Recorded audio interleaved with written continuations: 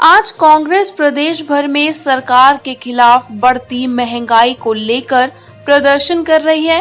इसी कड़ी में अंबाला में भी कांग्रेस का सरकार के खिलाफ जोरदार प्रदर्शन देखने को मिला।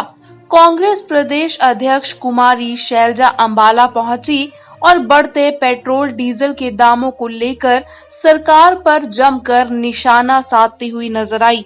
कुमारी शैलजा ने खट्टर सरकार को निकम्मी सरकार बताते हुए कहा कि एक तरफ कोरोना की मार तो दूसरी तरफ महंगाई की मार जनता झेल रही है, जिसको लेकर आज वो शांतिपूर्वक तरीके से सरकार के खिलाफ प्रदर्शन कर रहे हैं। शैलजा ने कहा कि कोरोना की आड़ में मोदी सरकार ने 43 बार पेट्रोल डीजल की कीमतों में बढ़ोतरी की है।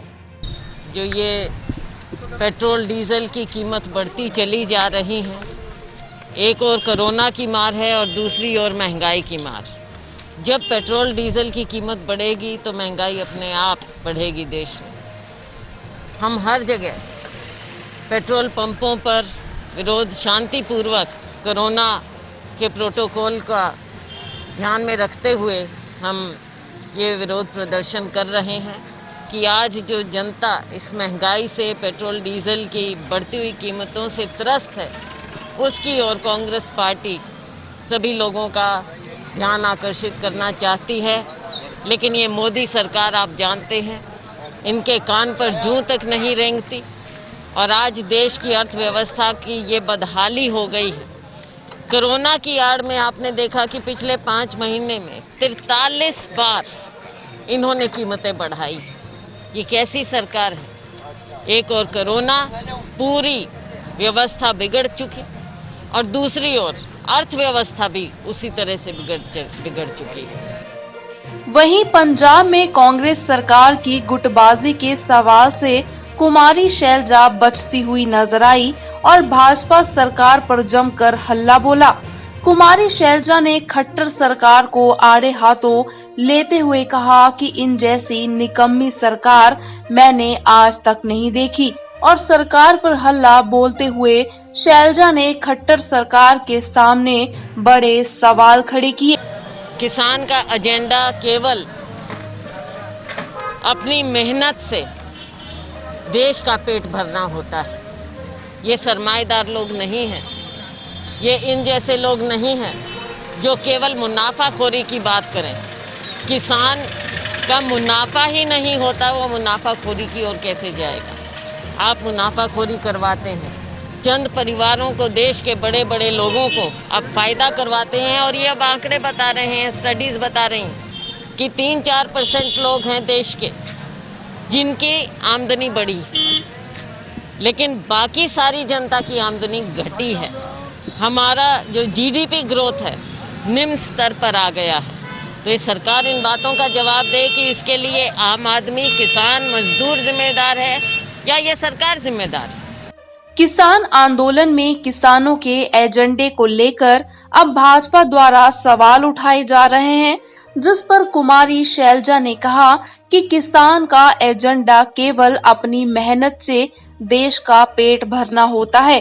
शैलजा ने कहा कि किसान का मुनाफा ही नहीं होता तो वो मुनाफाखोरी कैसे कर सकते हैं। ये यहाँ का मुद्दा नहीं है। आज का मुद्दे की बात करो, केवल पेट्रोल डीजल की बात करो। हम प्रदेश भर में इसके खिलाफ प्रदर्शन कर रहे हैं और जो खट्टर सरकार है, इन जैसी निकम्मी सरकार हमने नहीं देखी।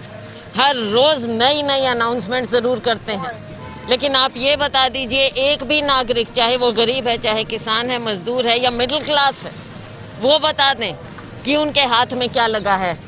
पिछली बार कोरोना आया, इस बार सेकंड वेव आई कोरोना की, लेकिन हमारे आम नागरिक के साथ जो हुआ है उसकी भरपाई ये सरकार कैसे करेगी?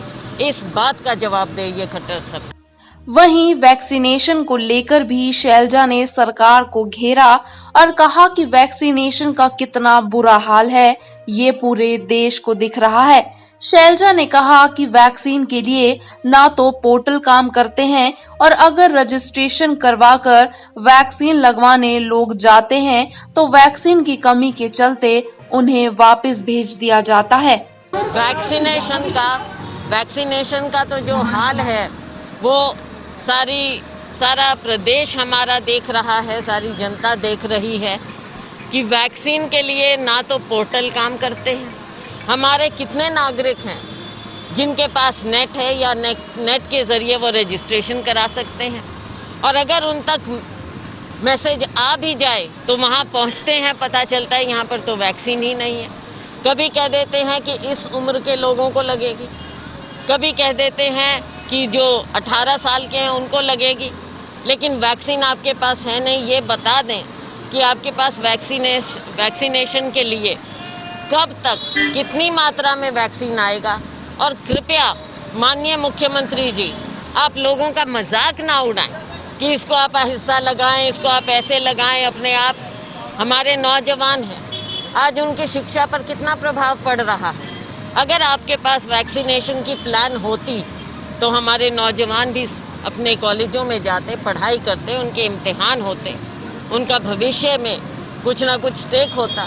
लेकिन आपके पास कोई किसी तरह की इंतज़ाम नहीं है, और हमारी जनता को ऐसे समय में आपने ऐसी स्थिति में डाल दिया है कि आज उन्हें सरकार पर कोई भी किसी प्रकार का विश्वास नहीं है।